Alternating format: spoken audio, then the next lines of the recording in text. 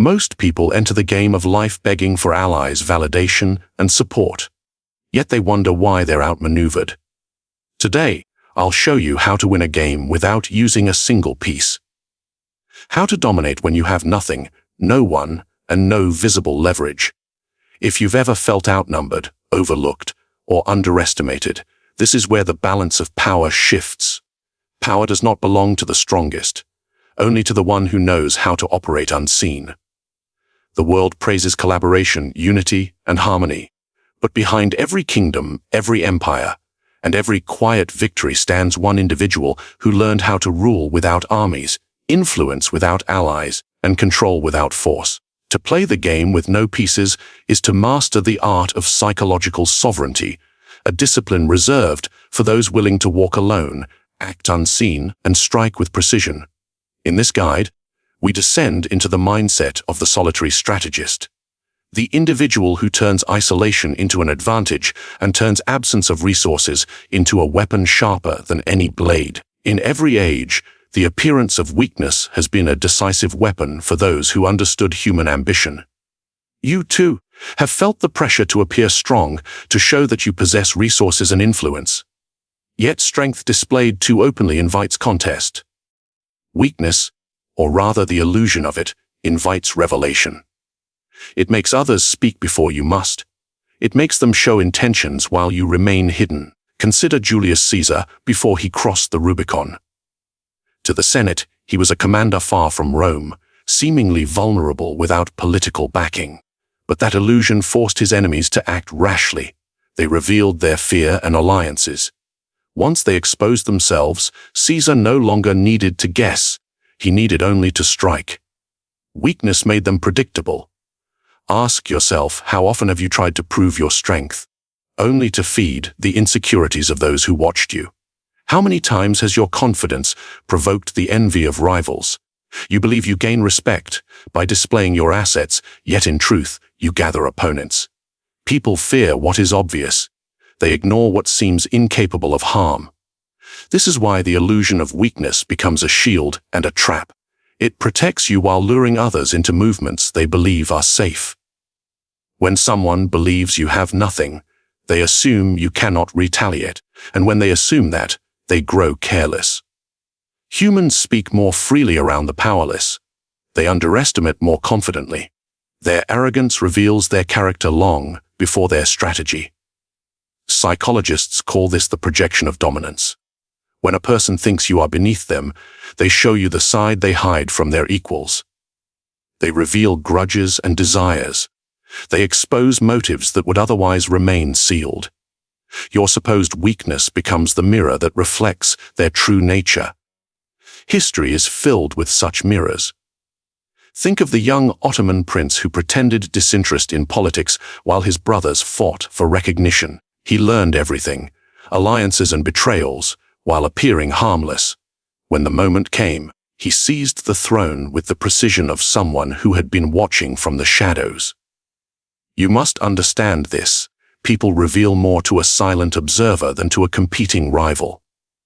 When you step back, they step forward, and each step exposes something you can use. But do not confuse illusion with surrender. You are not abandoning ambition, you are concealing it. You are not weak, you are strategic. The power lies in letting others convince themselves of your insignificance. They will fill the silence with assumptions. They will mistake your calm for confusion and your patience for passivity. When a person believes you lack power, they rarely guard their own. They underestimate the quiet individual in the room. They confide in the one who appears detached, and so you gather more information and leverage than you could through confrontation. Ask yourself again, would you rather be feared prematurely or underestimated until the decisive moment? The feared man must fight constantly. The underestimated man chooses when to fight. There is a deeper psychological truth at play. Humans despise uncertainty. When they cannot read you, they create a narrative to explain your behavior. If that narrative paints you as weak or uninformed, let it. Their story becomes their blindness, and in that blindness, they step exactly where you need them to. This technique applies in personal life as much as in politics. In workplaces, the colleague who appears inexperienced often learns internal fractures before anyone notices him. In relationships, the partner who seems detached observes the movements of the one who believes they hold the upper hand. In social groups, the quiet presence hears truths the loud voices conceal. So ask yourself, what advantage might you gain by stepping back? What truths might emerge if you allowed others to believe you hold no influence at all? For in the end, the illusion of weakness is not about looking small. It is about making others reveal how small they truly are. Once you see their real size, the next move becomes obvious. But this is only the first weapon of the strategist who plays with no pieces. The second is colder and far more dangerous, because it concerns the power of distance itself. Distance has always been a sovereign's quiet advantage, the invisible throne from which one commands without being dragged into the chaos of the crowd. You may believe closeness grants control, that being present earns loyalty, influence, or understanding. But proximity binds you. It ties you to emotions, expectations, and the fragile demands of those who want more of you than you should ever offer. Distance, on the other hand, frees you from these chains and returns the power to your hands. Why do you think the most formidable rulers rarely mingled with the masses? Because presence humanizes you. It makes you reachable, predictable, and therefore controllable. When you are too close, others learn your habits. They catalog your reactions. They map the limits of your patience. But when you pull away, when you operate from a controlled distance, you become unreadable. And the unreadable individual is the most dangerous one in any hierarchy. Consider the example of Emperor Hadrian, who traveled his empire not to be accessible, but to be selectively present. He knew that showing himself too often would birth familiarity, and familiarity breeds defiance. By staying mobile and distant, he created uncertainty. His subordinates never knew when he would appear or where his gaze rested. Distance became his method of silent discipline. Ask yourself, how much control do you lose simply by being too available? How often do you allow others to drain your energy because you fear being misunderstood if you step back? You cling to closeness believing it proves loyalty, but closeness makes you predictable, and the predictable are easily manipulated. Distance creates a vacuum, and vacuums pull people toward you. When you are no longer easily accessible, others must work to gain your attention. Their effort becomes your leverage. In psychology, this is known as the scarcity principle. People value what they cannot easily possess. But there is something more subtle here. When you remove yourself, others begin to reveal what they truly want from you. They attempt to fill the silence with their desires, their demands, their hidden agendas. Your absence becomes a spotlight that exposes everything they never intended for you to see. Think of it in personal situations. When you withdraw from someone who seeks control, their reaction unveils their intentions more clearly than any confrontation could. They panic. They push. They attempt to pull you back into their grasp. Their response to your distance shows you exactly how they plan to use your closeness. Distance also protects you from emotional contagion, the subtle but powerful influence of the moods and insecurities of those around you. People spread their anxieties like smoke. When you stand too close, you inhale their doubts until they blend with your own.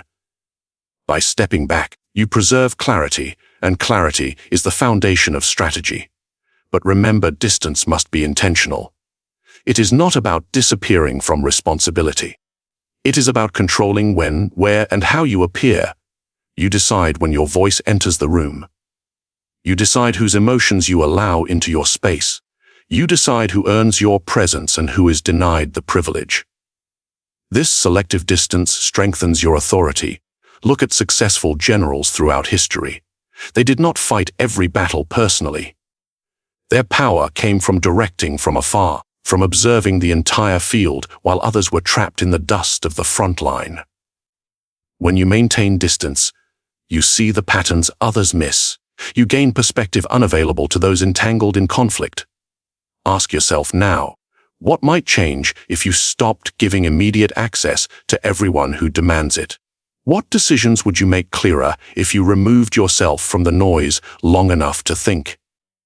And more importantly, who would reveal their true nature once they realized you could no longer be reached so easily? Distance is not coldness. It is calculation. It is the art of creating space large enough for truth to emerge. Those who panic at your silence expose their dependence. Those who resent your boundaries expose their intentions. Those who respect your distance earn the right to approach. And yet, even with this power, distance is only half the equation. For once you have stepped back and watched the true landscape unfold, there remains a second, sharper question. How do you shape what others think they see when they look at you from afar? That is the next weapon, and it is far more dangerous. Perception is the battlefield where victories are won long before the first move is made. You already know that power is not always about force. It is often about the story others believe when they look at you. But have you ever asked yourself who authored that story? If you do not shape it, someone else will, and their version will never serve your interests. To manipulate perception is to seize control of the unseen terrain where assumptions, fears, and expectations collide. History offers many examples of leaders who ruled more through image than through armies. Consider the rise of Octavian, the future Augustus. He appeared fragile, quiet, almost harmless compared to the fiery Mark Antony. Yet behind that gentle mask lived a strategist who understood the psychology of the Roman people. He let Antony seem like the obvious warrior while he positioned himself as the protector of tradition. By the time conflict erupted, perception had already crowned him victor. Ask yourself, how often have you allowed others to define you? How many times have you presented your intentions openly, only to watch them twist into something you did not wish to be? People do not react to your reality, they react to the version of you that exists in their mind. That version determines whether they trust you, fear you, or disregard you entirely. This is why mastering perception becomes an essential weapon for anyone who plays the game alone. When you control your appearance, you control the battlefield. You can appear agreeable while planning a decisive break. You can appear uncertain while analyzing every movement around you. You can appear supportive while steering others toward outcomes they believe they chose. Psychologists call this the framing effect. Whoever controls the frame controls the interpretation. If you frame yourself as insignificant, others overlook you. If you frame yourself as reliable, they depend on you. If you frame yourself as mysterious, they project their insecurities onto your silence. The frame becomes the invisible hand guiding their behavior. But remember, perception must be crafted with precision. A mask too obvious becomes suspicion. A mask too subtle becomes useless. You must learn to present just enough truth to keep your illusion believable. The most effective manipulators do not lie loudly, they suggest softly. They let others fill in the gaps with their own assumptions, which are far more convincing than any invented story. Consider the workplace. The colleague who appears overwhelmed gains sympathy, while quietly observing the ambitions of everyone around them.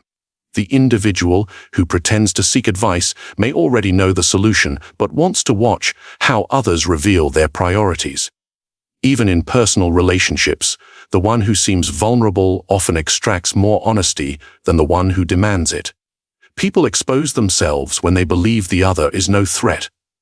Ask yourself again, what version of you do others believe in right now? Is it accidental, or is it engineered? You cannot afford to leave perception to chance, especially when you stand alone. Every gesture, every silence, every withdrawal becomes a message. If you do not choose the message, the world will choose it for you. The art of shaping perception also depends on contrast. When you shift behavior slightly, becoming quieter, more elusive, more selective, others notice. They wonder why. Their curiosity becomes your advantage. They study you without realizing they are revealing themselves in the process. But perception alone is not enough. It must be paired with timing. A crafted image gains power only when revealed at the right moment. Too early, and people question your motives. Too late, and the opportunity passes. Think of generals who allowed enemies to underestimate their forces until the battlefield favored them. So ask yourself now, what would happen if you controlled every impression others formed of you? What would change if you dictated the narrative instead of reacting to it? It is the power that turns observation into dominance and makes your presence felt even when you do not appear. Because once you master the game of perception, you no longer just influence others. You bend their reality. And yet, this power is still incomplete. A colder weapon awaits, one that requires absolute silence. Silence is a weapon sharper than any sword. In a world obsessed with action, words, and visible effort, the one who does nothing can achieve the most. You may fear inaction, believe it signals weakness, or think it allows others to gain ground. But the calculated pause, the deliberate absence of reaction, can force your opponents into mistakes they would never make if you were constantly engaged. Inaction, when wielded correctly, is not passivity, it is strategy. Ask yourself, how often have you spoken to assert control, only to give others the leverage to manipulate you in return? How many times have you reacted emotionally and later wished you could take your words back? Humans are wired to respond to stimuli, to fill gaps. When you remove yourself from the expected chain of action, you create a void. And in that void, others reveal their intentions. Consider the example of Otto von Bismarck, the Iron Chancellor. He rarely announced his plans outright. He let others overcommit, exposed their weaknesses through their own actions, and struck only when the moment was mathematically perfect. Silence and measured inaction allowed him to orchestrate the unification of Germany, while his rivals were still arguing over minor victories. He understood that in a game of influence, the one who waits observes more than the one who acts prematurely. Why does inaction work? Because humans cannot tolerate uncertainty. They crave motion answers and certainty. When you refuse to act immediately, they fill the silence with assumptions. They overreach. They reveal alliances and fractures. Their eagerness to solve your absence becomes their undoing. By doing nothing, you force the world to do your work for you. History is rich with such examples. The generals who sit back and study the battlefield often triumph over those who charge first. The negotiator, who listens more than he speaks, shapes outcomes more effectively than the one who makes the first concession. Even in social manipulation, the individual who remains calm and reserved can extract truths that the impatient, reactive person could never uncover. Silence, when intentional, becomes a magnifying glass into human desire and fear. Ask yourself again, when you do not respond, who begins to act to fill the gap? Who exposes their ambition, their envy, or their weakness? Who reveals themselves before you must make a move? Every act of inaction is a mirror reflecting the true intentions of those around you. The quiet observer sees far more than the one consumed with motion. Yet, inaction must be strategic. It is not avoidance, it is timing.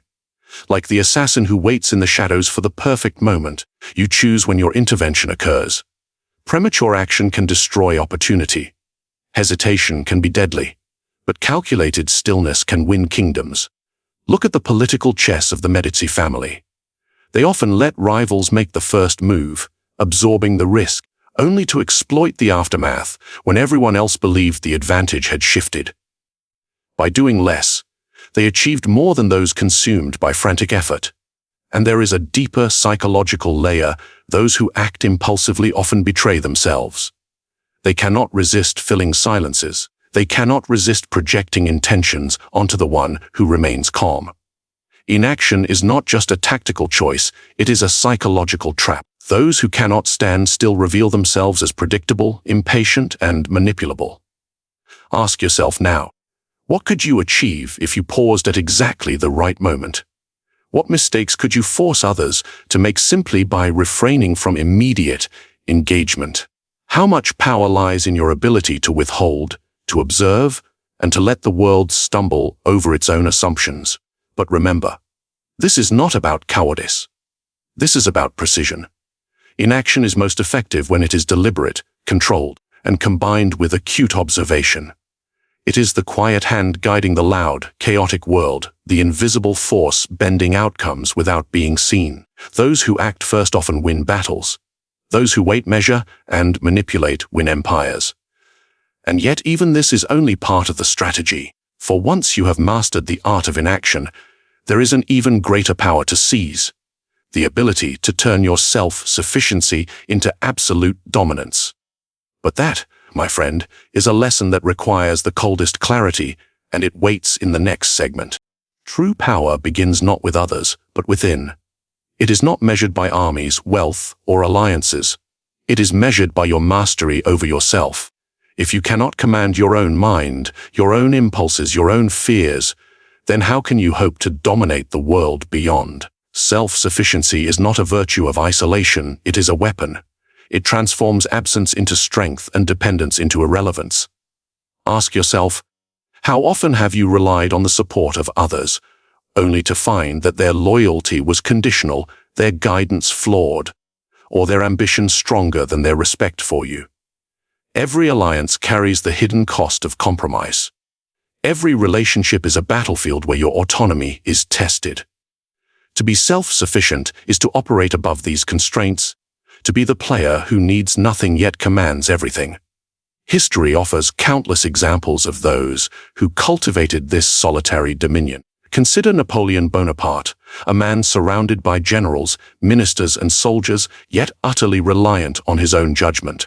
He understood that true power came from clarity of mind, not the flattery of courtiers or the numbers of his legions. He made decisions that others feared to voice, and in doing so, shaped Europe according to his will. He was the player and the board, the strategist and the executor, all in one. Why do so few grasp this principle? Because self-sufficiency demands discipline, ruthlessness, and cold reflection. Most seek comfort in dependence, in the illusion that allies and resources are permanent. Yet history proves time and again that the world is indifferent to your plans, and those who rely on external forces are bound to stumble when fortune shifts. Would you rather be moved by circumstance or move the circumstance itself? Self-sufficiency also shields you from manipulation. Observe the court of Louis XIV. Those who relied on favors, proximity, and influence were easily ensnared in intrigue. The king himself cultivated a mind that could act without consultation, calculate without distraction, and judge without bias. His power was absolute because it was unshakable from within. He needed no one to validate his authority, he alone defined it. Ask yourself, who would you be if you could rely entirely on your own intellect, your own resources, your own insight? How much influence could you exert if no one else dictated the terms of your action? Self-sufficiency is not a retreat from the world. It is a preparation to dominate it. The more you depend on yourself, the less others can threaten you, control you, or predict your moves. But self-sufficiency is not merely about survival. It is about transformation. When you cultivate inner power, you are no longer a participant in the whims of others. You become the arbiter of outcomes. Like the lone wolf who knows the forest better than any pack, you navigate the terrain of human ambition with precision. Those who swarm around you, who attempt to manipulate or sway you, become predictable, their patterns readable. They act you observe, they strike you anticipate. Even the great philosophers understood this truth. Marcus Aurelius, emperor and stoic, depended on nothing external for his tranquility. His strength arose from discipline of thought, clarity of perception, and detachment from transient approval. He ruled not because others obeyed him blindly, but because his mind was unshakable, his decisions inevitable, and his presence commanding. Now consider your own life. How often do you allow others to dictate your pace, your mood, or your choices? How often have you been drawn into someone else's game, believing it necessary for your success? Each concession chips away at autonomy. Each dependency sows vulnerability. To be self-sufficient is to reclaim your sovereignty, to convert solitude into strategy, and absence of support into leverage that no one else possesses. And yet, even self-sufficiency is only the threshold. Mastery of yourself grants freedom, clarity, and power. But what do you do with it once you hold it? How do you wield absolute inner strength to shape the world, to dominate situations without visible pieces, and to bend others to your influence without ever touching them? That, my friend, is the final lesson. And it is far more dangerous, far more absolute than any of the tools we have uncovered so far. The answer lies not in action, nor in perception, nor in patience, but in the cold, unassailable power of a mind that requires nothing and fears nothing. Power does not announce itself. It moves quietly, invisibly through the choices of others before they even realize they are being guided. You have seen how weakness can be a weapon, how distance can bend influence, how perception shapes reality, how silence forces truth from others, and how self-sufficiency makes you untouchable. Ask yourself who truly controls your world. Is it you or the illusions, fears, and assumptions of those around you? The strategist wins not by confrontation, but by orchestration. By letting others reveal their intentions, act against their own interests, and stumble into the shape you have prepared. This is the art of domination without display, the game of power played without pieces, without alliances, and without exposure. Now, the question is, will you remain a spectator, or will you step into the shadows and begin to pull the strings? Comment below your thoughts. Share your insights, your reflections. Subscribe if you seek more strategies of unseen influence, and share this knowledge with those who dare to understand the mind of power. The world bends to those who act silently. Will you be one of them?